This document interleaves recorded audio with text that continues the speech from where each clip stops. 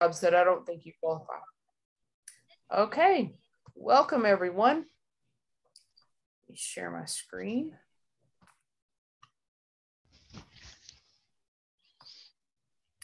Welcome to the IIBA Tampa Bay, Florida chapter study group.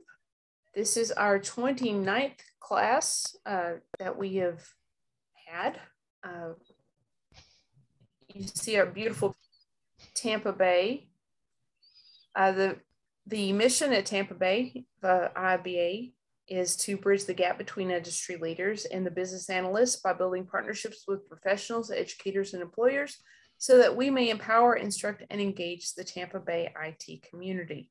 So we not only handle Tampa Bay area, we also handle all of Northern Florida. That is our region, because we continue to thrive and some of the other chapters stopped meeting, so we took over their areas.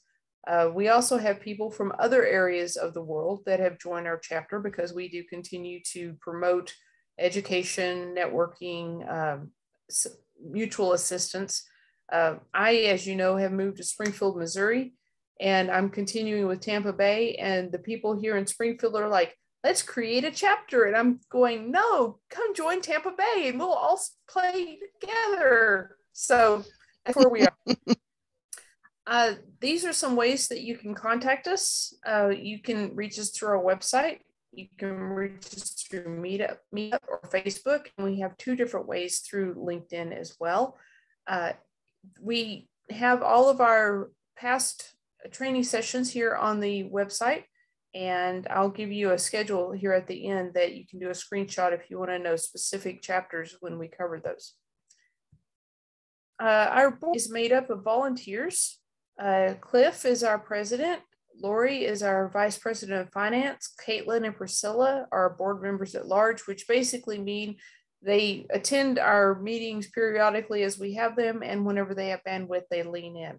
We do need new board. We do need to have a turnover of the board because some of these people have been board members for literally years, and we need some new people just to step up and take some of this responsibility.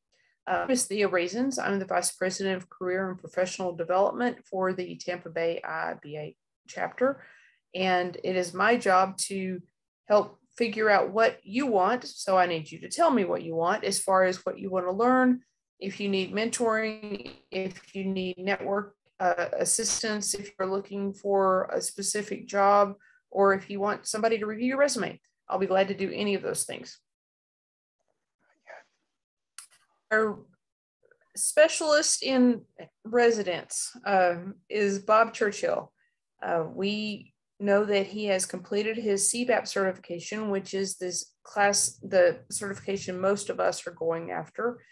He has completed it. He has also completed a plethora of other PMP, CSM, CSPO, which is Certified Scrum Product Owner, CSD, Lean Six Sigma Black Belt, and probably hold on here because he just ran out of time to hit all the letters on the keyboard.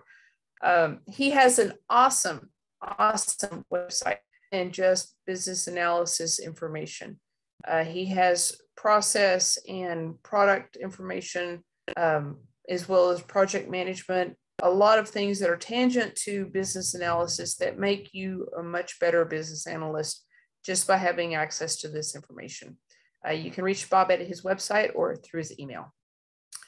As I said, this is our 29th class. We have met a lot of times with a lot of people.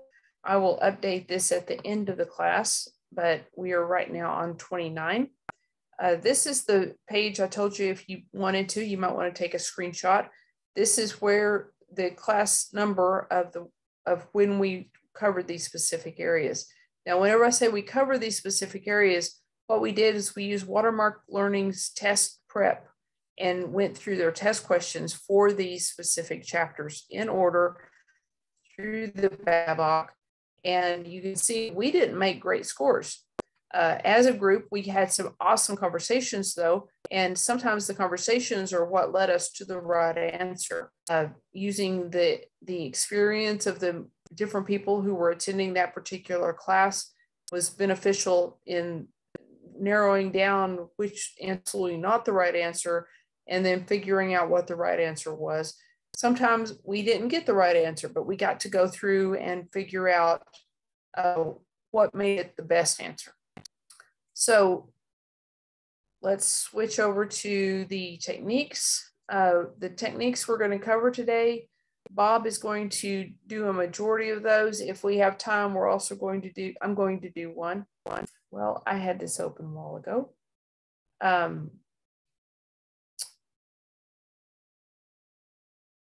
I tell you what, Bob, since it's having to reload, oh, here we are.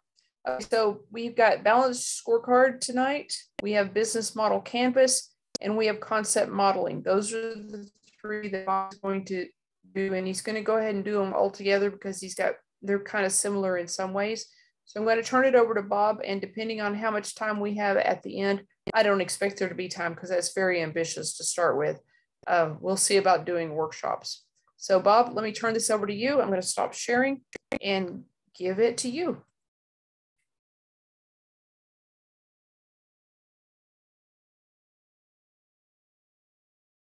So Bob, you are on mute.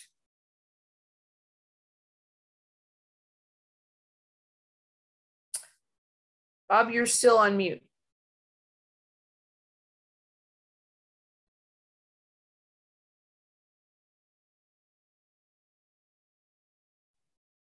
All right. Can you see the concept modeling screen? That's a yes. All right. So, a couple of weeks ago, I spoke about mind mapping. And if you'll recall, mind mapping is a particular kind of diagram that relates concepts and allows you to break things down in a star pattern. The salient points of that were that all the information had to be in the nodes, it had to be radial, and it had to be no information on the connections, and it had to be circular. It's a special case of a tree, basically.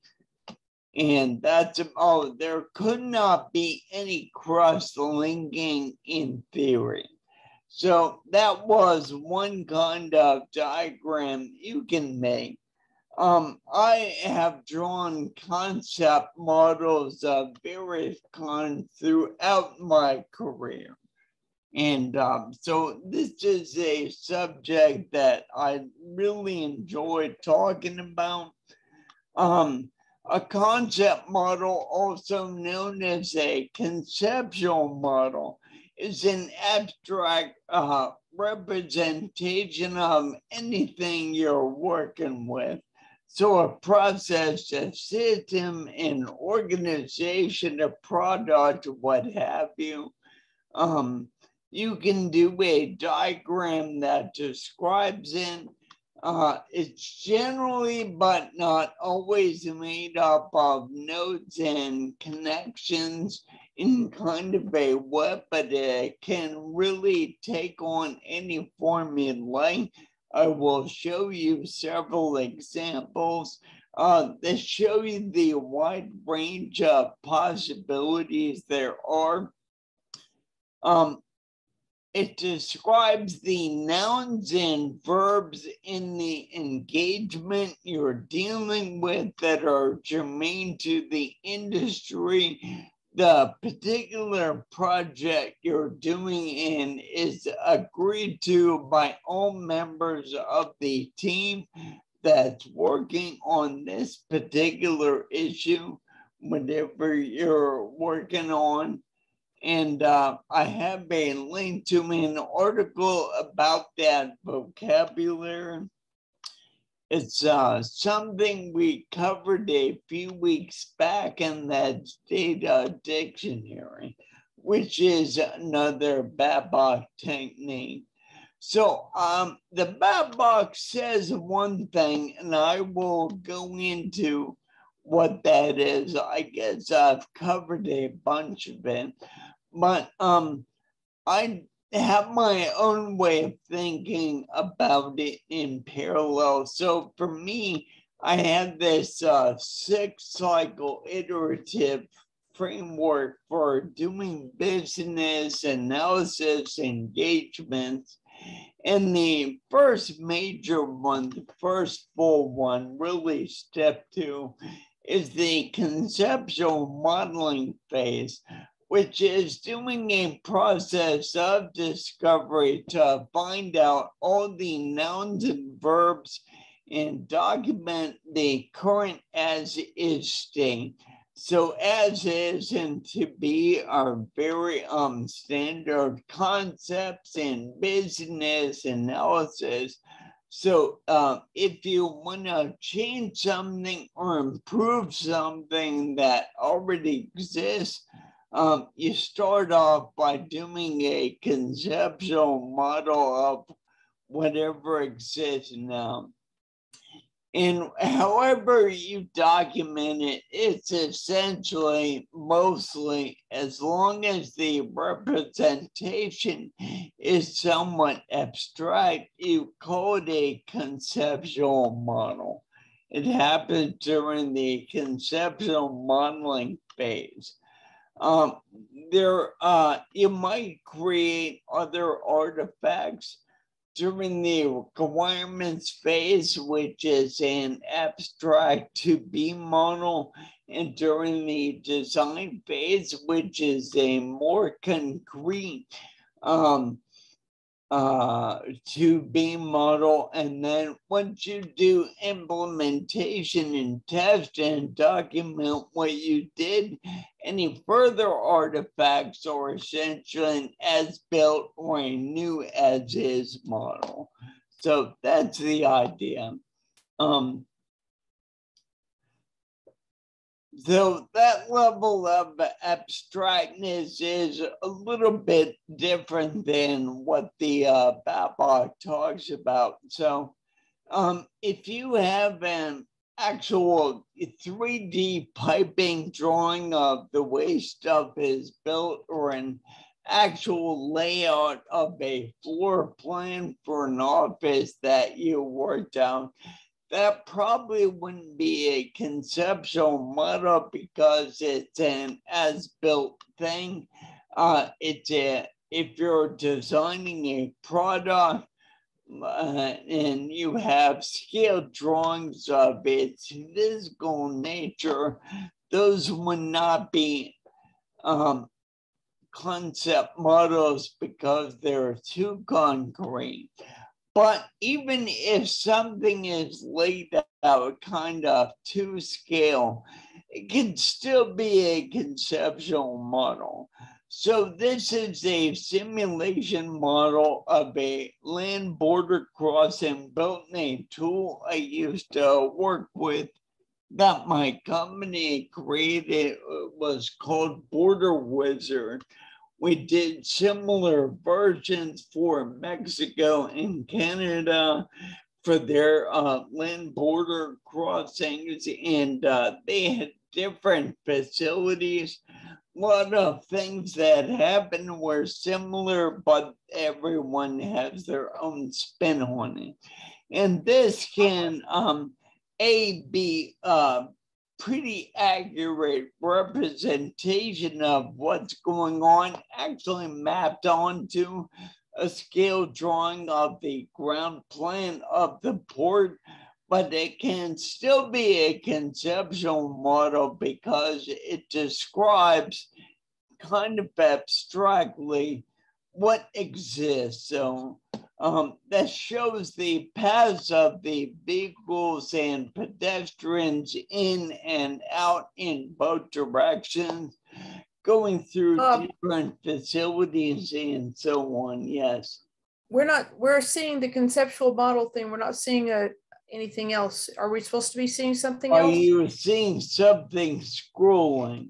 No, sir. We're seeing just the concept model webpage. let me unshare and reshare. I'm confident what you have to show us is valuable, but I don't think we were seeing it. No, it's fine. Thank you for bringing it to my attention. How about now? We see something else, yes. Okay, so that drawing there in white, I don't know how much detail you can see it in, but those are all connections that flow together that show the path vehicles take through various facilities and inspection areas and booths and scanning stations and secondary inspections and inspection docks and so on. Pedestrians go through in the middle, and bikes and buses go somewhere, and then commercial vehicles go somewhere else. And there are things but going in and out. So there's a lot going on here. The details don't matter. The point is it's a bunch of processes and connection. So this is kind of a design of what it could be like, but it's not a design of what it is, because that would be a physical model. Well, okay. There's an underlying representation of what the current physical plant at the port is. The current traffic flow is the conceptual model. It's a representation of how vehicles and other border crossing entities move. If we were to replumb this and change all this around to make it more efficient or able to handle higher traffic flow, for example, if we added booths, change the characteristics of various inspection processes and so on, it'd be an as-built or a design kind of model that would be germane to those steps in my framework, the way I think about it. But it would also still be a conceptual model in that it's an abstract representation. So the BABOK's terminology here is a little weird. I just think anything that represents the system in an abstract way, you can think of that as a conceptual model. If you look here, here's an example of a land border crossing taken from an aerial photo so you can see physically what's happening. And here is a model plotted onto a scale drawing of it, showing where different kind of vehicles and other border crossers go. For example, the red arrows are incoming privately owned vehicles. The blue arrows are incoming buses, and then the green arrows show pedestrians getting off, getting inspected individually, and getting back on. The purple is outgoing vehicles, and pedestrians are in yellow. They cross on their own. Or they cross from parking.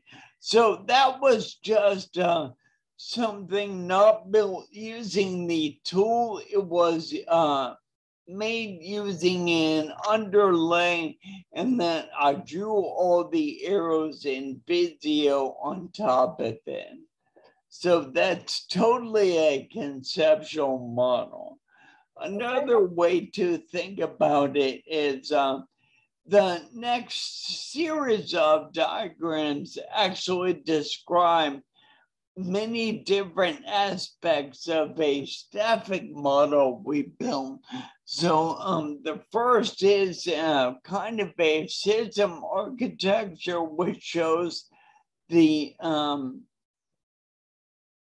all the logical functional blocks and kind of the way information flows through them. This is kind of the way data is represented within the system.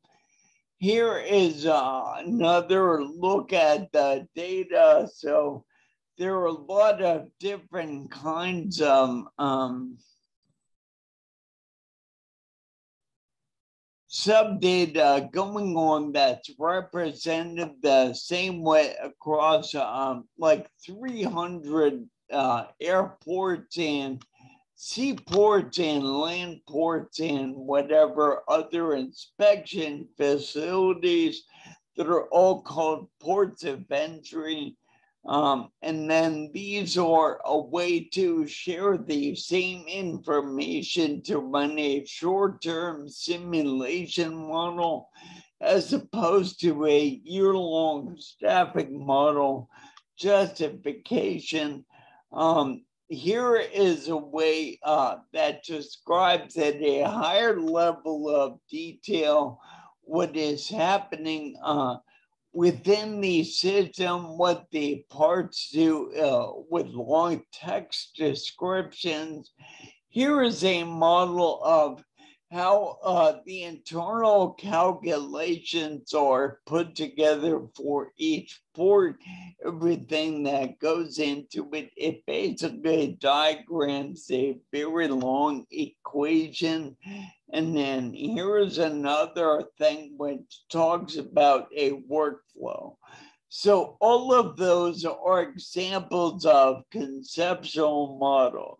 So again, they're abstract. They can talk about architecture, memory, not physical layouts, but the order and structure of the way you represent various entities and processes and storage structures and database layouts and so on. Hierarchies, classifications, flows, any of that, they can all be conceptual models. Are you with me so far? Any questions? And again, I emphasize that anything that takes place in the conceptual model phase, any artifact that comes out of that when you document the as is, that's all conceptual modeling to me. That might not be the way the BABOK thinks about it, but and I was thinking about something you said the 2 weeks ago that you know, I would really love to include my 6-cycle or 8-cycle extended iterative framework into the BABOK, but I wonder if they would regard that as being too prescriptive.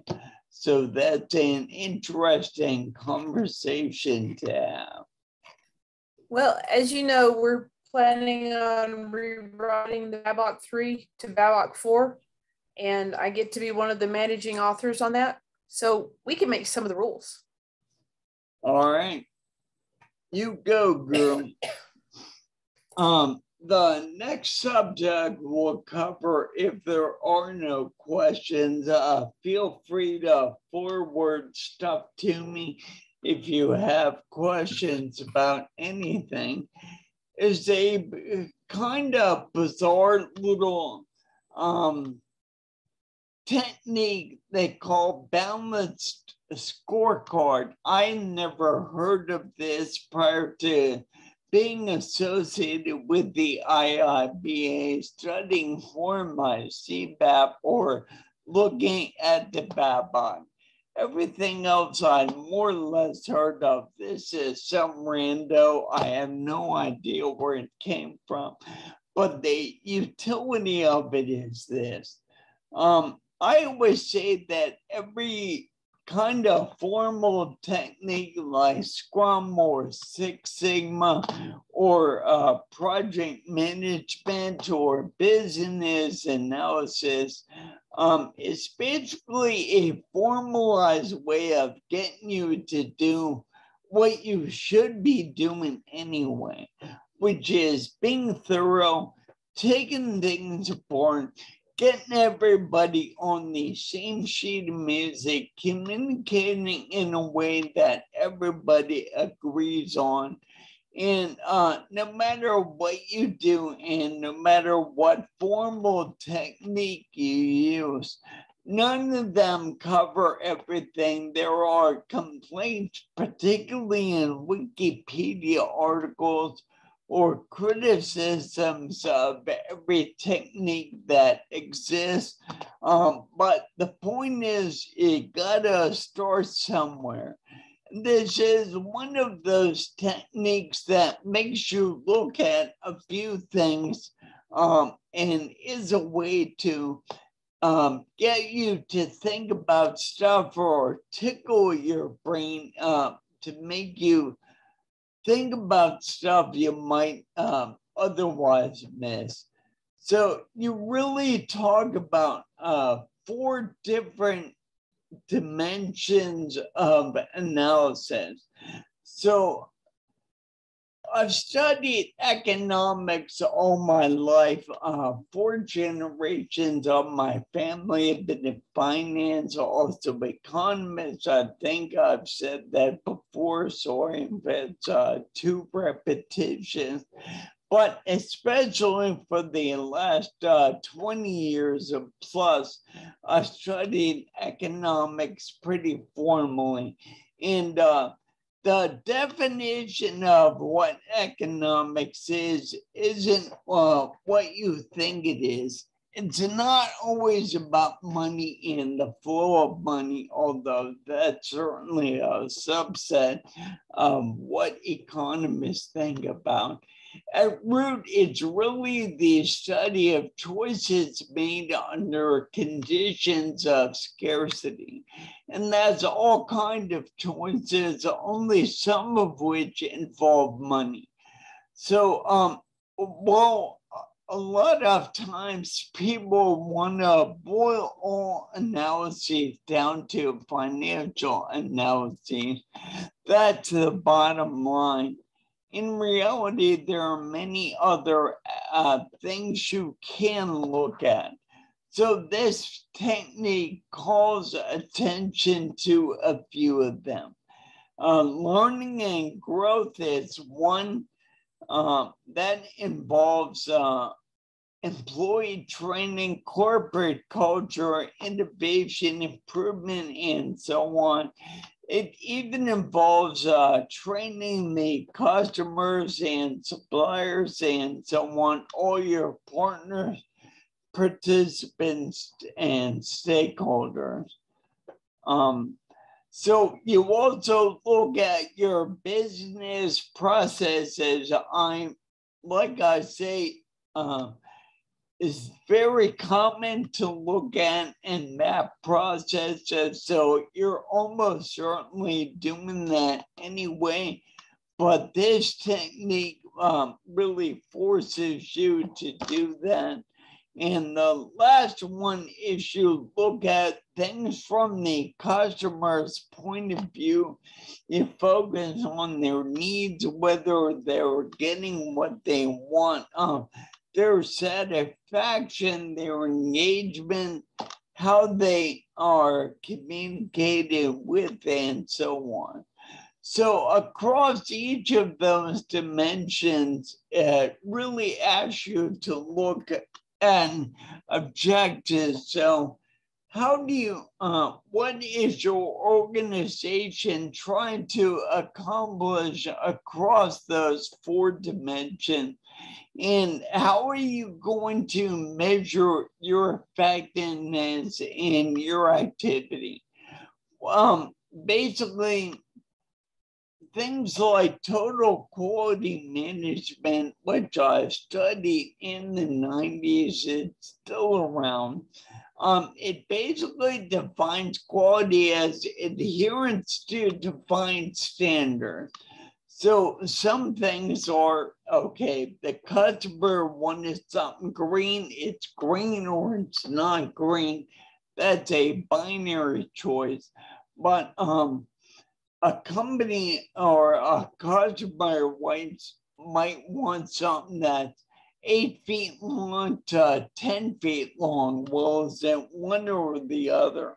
Or is it a range? So if you can come up with a way to define it numerically so that you can test and come up with a, turn a continuous problem or measure into a binary measure, that's what targets are all about.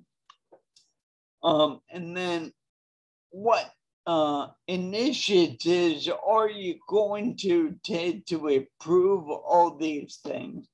So if you think about this, for example, in terms of financial dimensions, what might you try to accomplish? You might say, well, I want more profits.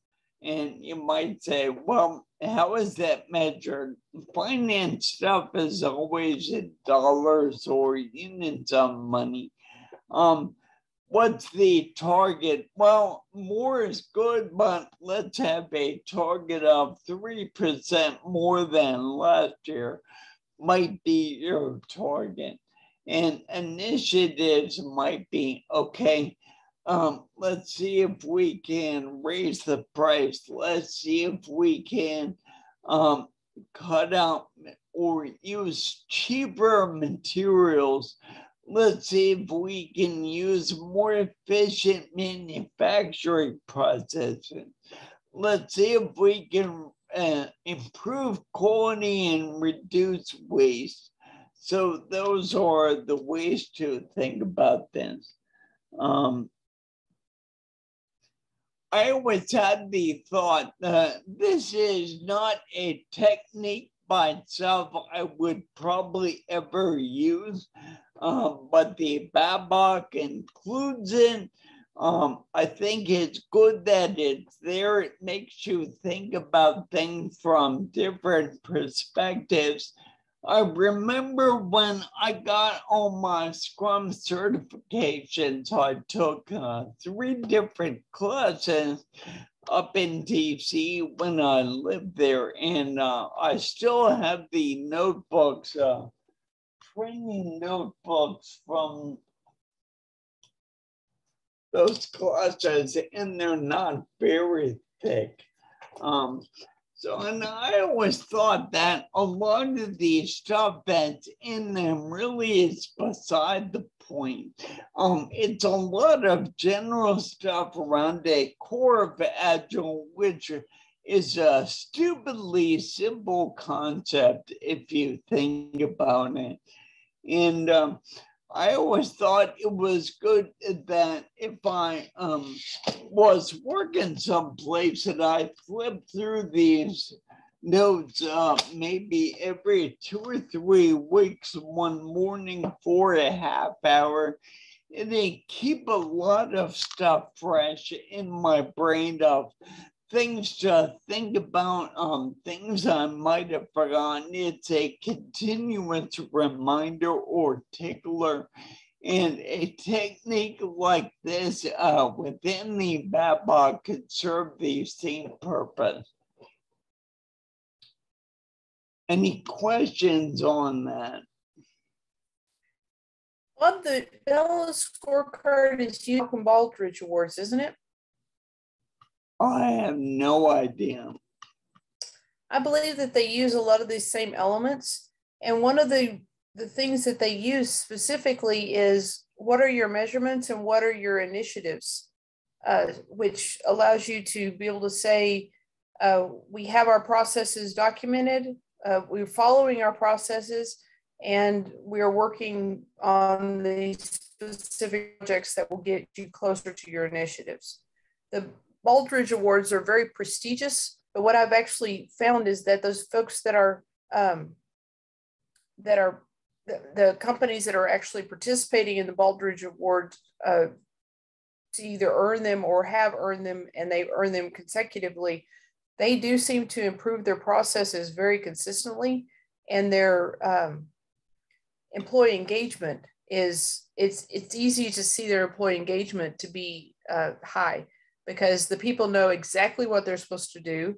They know exactly how they're going to be measured, and there's no ambiguity as far as what they're supposed to do for their jobs. And that's true in any technique that involves getting people to talk to each other and be thorough and look at things from different angles will get you where you're going. You should also know about the Baldrige Awards. Like I said, there's a section on criticism for everything.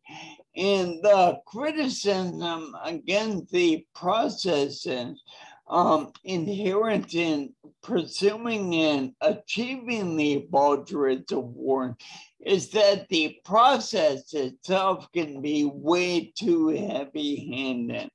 And everybody spends all their time dealing with the process and not doing underlying work that it's meant to inspire and organize. I agree. Florida Power and Light is famous for that. There's some controversy. So again, like anything, if you look on Wikipedia, Six Sigma, ITIL, a lot of different techniques and frameworks, they all have criticism. It's kind of like Gödel's incompleteness theorem, is that no situation gives you a complete way to achieve success. No system is closed. There is no prescriptive way to reach nirvana. You always, in the end, have to work together, be conscious of what you're doing, and really, that's why I have my iterative feature in my framework. So you're always getting everyone to agree, and then you move to the next step and get everyone to agree, and then you iterate between steps to make sure all the information via requirements traceability model, everything maps between and within every phase. So that's what that's about. Does anyone else have any questions or comments about that topic? Okay, let's move on to business model canvas. All right. Bob, can you enlarge your screen so it fills up the page for us? It'd be easier for us to read it, I think. And guys, if you want to see this better, this is on his website. It's ready to go. Okay. Yeah, they're all in the blog section. It has a search feature, piece of cake. So the balance scorecard is very similar, I think, in character to the business model canvas is very similar to the balance scorecard, in that it's not a technique I never heard of, but it's something a lot of people use, and it's common enough that there are templates for creating them in a lot of different software projects. I couldn't find one in Visio, or at least with the issued templates. But Miro has one, people have done one in Excel. There's a link here to an article on Wikipedia, and that funnels back to the company or the consultants that thought it up. And it's kind of arbitrary, but again, it defines 9 areas and a specific layout that implies some certain relationships. And if you populate the information in each one of these areas, it should give you important insights into activities across your entire organization that allow you to improve things and think about things and structure your inquiry and improvement efforts.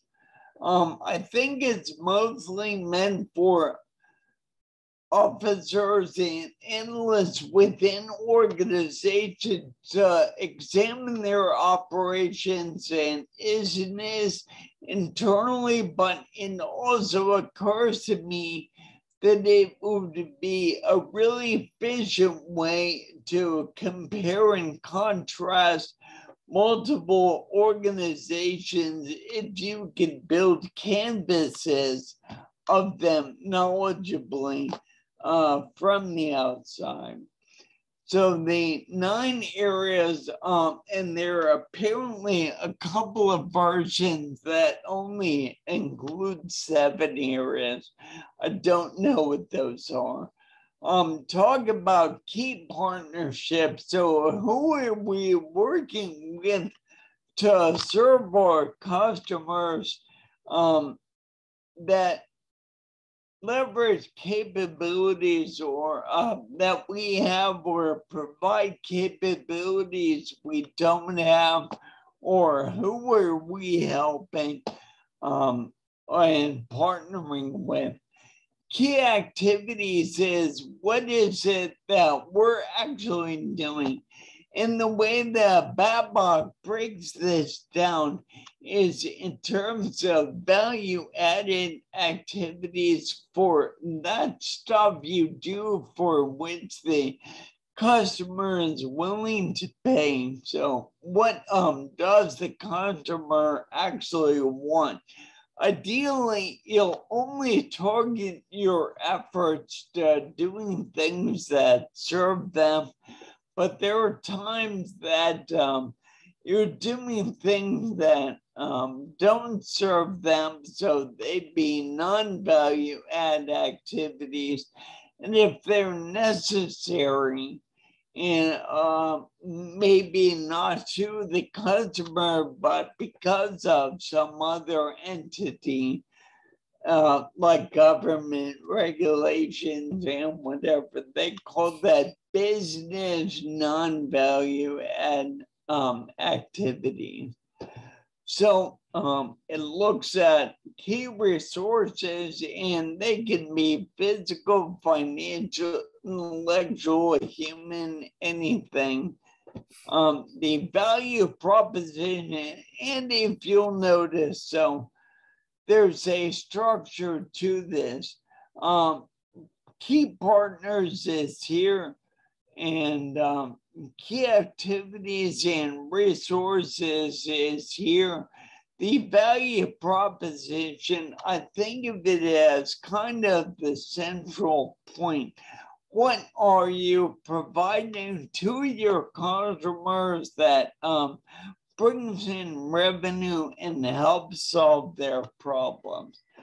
Coming from the other end, it talks about relationships with customers and the channels through which you communicate with them and exchange goods and services with them, and also customer segments. So it's really, you can envision everything feeding from the outside in to reach this value proposition. The cost structure down in the lower left is really how much everything costs, everything that contributes to your expenses. And then in the lower right, it's all your revenues, which is everything coming in, sales, licenses, fees, that kind of thing, royalties, what have you. So that's a financial reflection of everything you've done above. And again, it's a technique I've never used, but I haven't done everything there is to do. I think it's an interesting technique. And certainly it's common enough, like I said, there are many businesses and tool makers automate it. And that's all I have to say about that. Any questions? Okay, we don't have enough time to start the last topic, the workshop's topic. So I'd like to talk a little bit about these three techniques. It occurs to me that whenever you're interested in working for a company, you're going to do some research. Some of these elements of the earlier techniques he talked about would be appropriate for you to do your investigation of that company. You know, what is the company's goals? Who are their audience? Who are their competitors? How long have they been in business? Who are their employees? Things that you have to do analysis as a potential employee. Then whenever you go into a company, you're going to want to do a different type of analysis for a different purpose. You're going to be looking at some different elements. Were you to be looking at a company for investing purposes, you're going to want a totally different set of elements, including some of these financials.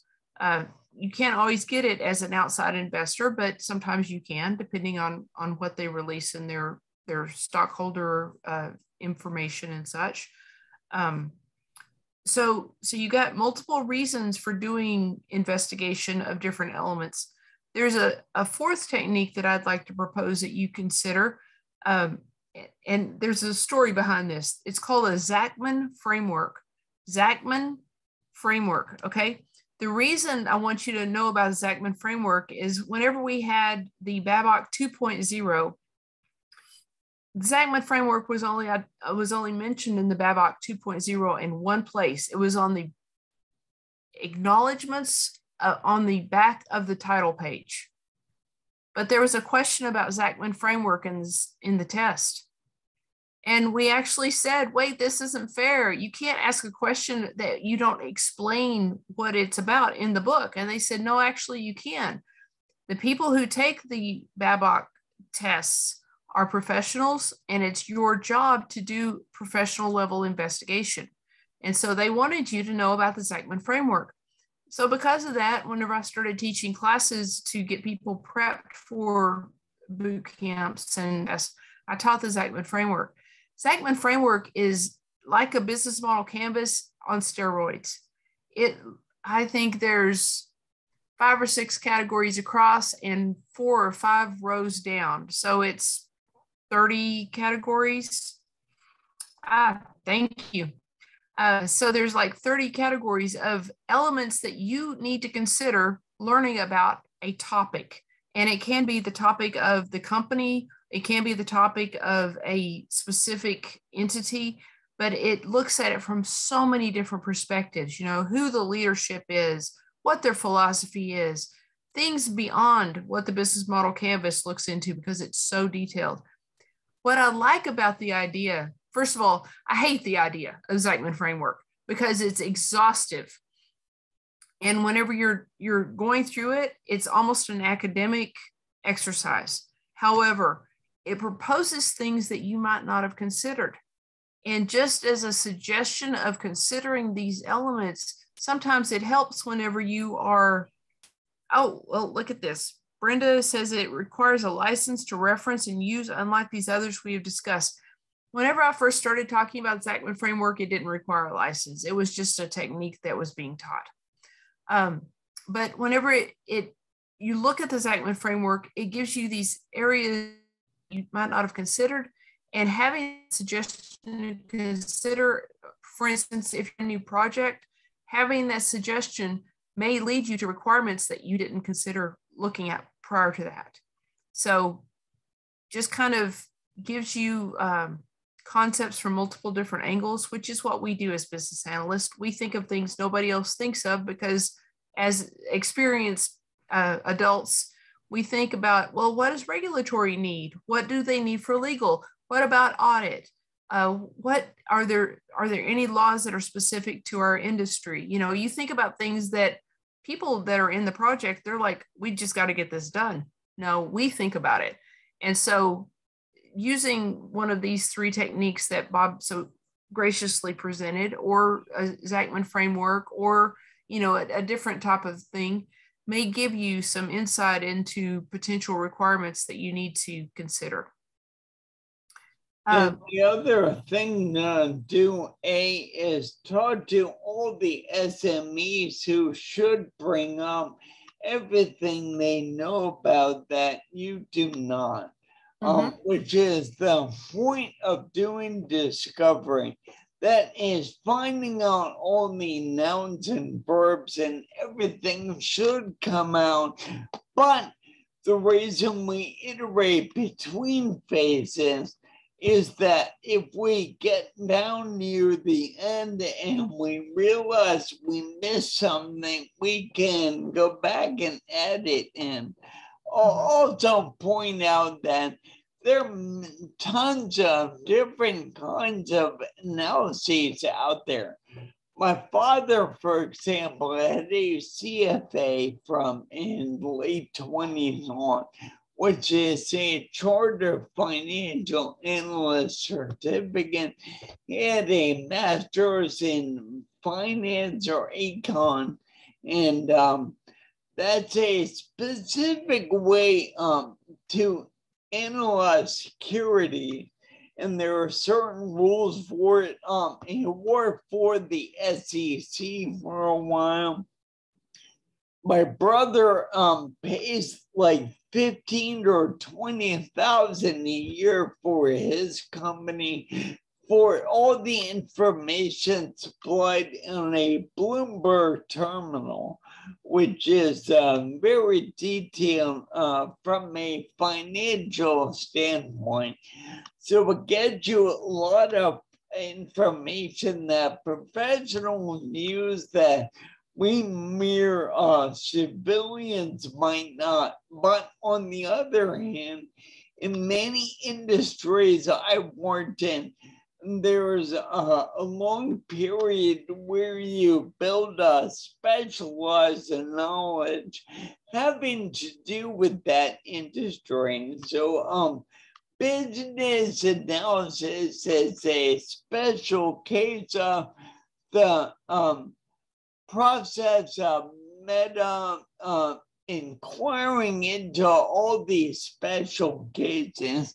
It's really about how to attack problems in general and serve as the go-between between your customers and your implementers that build systems your customers use. And that's internal and external. So for the last 3 minutes, let me go through the list of questions that I always add to my interview questions for SMEs or for anyone that's participating in my projects. First of all, whenever you approach someone that you're asking questions of, especially if no one's ever interviewed them before about their job, sometimes they take the perspective that they're about to lose their job, and that's why you're asking them the question, which generally is not the case. Occasionally it is the case, but I try not to put myself in those situations. So this is my script. I've perfected it over 20 years now. It's my job to understand what your responsibilities are, what your inputs, what your process is, and what your outputs are. The reason I'm trying to do this is so that we can not only understand it, get it documented, but possibly find areas that can be automated. For instance, are there things that you do that are repetitive, that don't require much brain power, that take up time? If we can automate those things, that would not only free up that time for you, but give you the ability and bandwidth to be able to do more creative things, maybe solve some problems that you've had. I'm also interested in knowing what your pain points are, what things you think should be changed. You are the subject matter expert on your job, and it's my job to help get that information to management.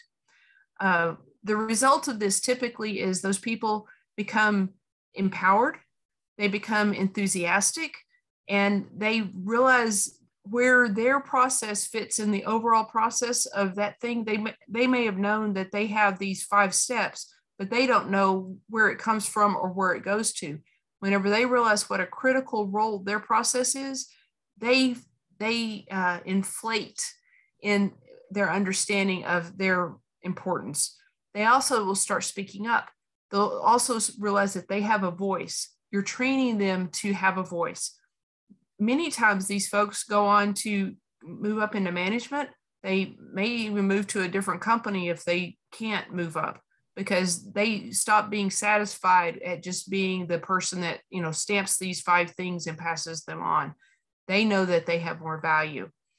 The second thing is at the end of every interview, I'll go through these steps. You've given me a lot of great information, and I'm sure I'm going to come back to you with questions. I'm going to document this in a process flow so that it's visual. I'm going to come back and ask you to please validate that I got everything right. It's important to me that I represent your information and that you tell me if I made any mistakes. I may have gotten something in the wrong order. I may have not understood something properly. So I need your feedback to be sure that it is as accurate as possible. I also am interested to find out if there's going to be any changes in the future. If, say, in 6 months, y'all are planning on bringing in a new system, new step, a new process, if you have new regulations that are going to be impacting, I want to understand that now, realizing it's not current state, but it's future state. We need to be able to anticipate those things and not let them be a surprise later. The third thing is there anything else that you think I need to know to make this the best possible improvement possible? Are there anybody else, any other SMEs or specialists that you think I need to talk to that need to weigh in on this, that I can, and if they give you names, don't just say, okay, the name, get the contact information, especially if it's not a name you're familiar with. If you know Cliff Gray, Cliff Gray who does this, this, and this. Oh yeah, we've got the same person. If it's a name you're not familiar with, and it's a large company especially, you may never find that person. And let's say the SME that you're talking to decides to win the lottery that day. You will never find that person. So get the spelling of the name. If they can do an introduction by email that says, hey, John, I'm sending you Thea. She wants to understand a little bit more about the process. That way you have their contact information and they've been introduced to you, which is a great way to get your foot in the door. One last thing, since we are at time, I want to mention this. Before you go talk to somebody, say, I need to go talk to Sylvia. I was told Sylvia is the subject matter expert on X, Y, and Z that I need.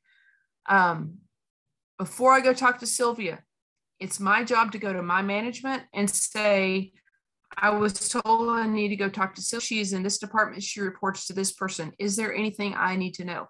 Because in some companies, you get very political. You can go talk to somebody and their management will walk over and they'll say, why are you bothering my employee? Or you go talk to somebody and their management will go, why didn't I know about this? You don't want that to happen. You don't want to cause problems. So talk to your management, especially if there's seasoned management in that organization, and say, do I need to get permission or do I need to clear it, or how is the best way to arrange it? And sometimes they need to go talk to their director, who has to talk to somebody else's director. You know, there may be hoops to jump through, but what you don't want to do is cause yourself challenges and be forbidden to talk to this person who is the only source of information. It has happened to me. I naively just went to talk to people because, you know, I'm friendly and open, and it never occurred to me that I had to go through hoops. So I'm telling you, take the extra 5 minutes to say, this is my plan. Do you have any advice?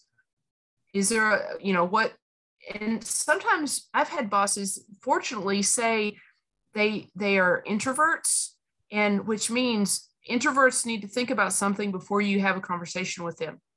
So you send them an email that says, this is who I am. This is what I'm doing. These are my goals. This is the information I need from you. When would be a good time for us to get together and talk about it?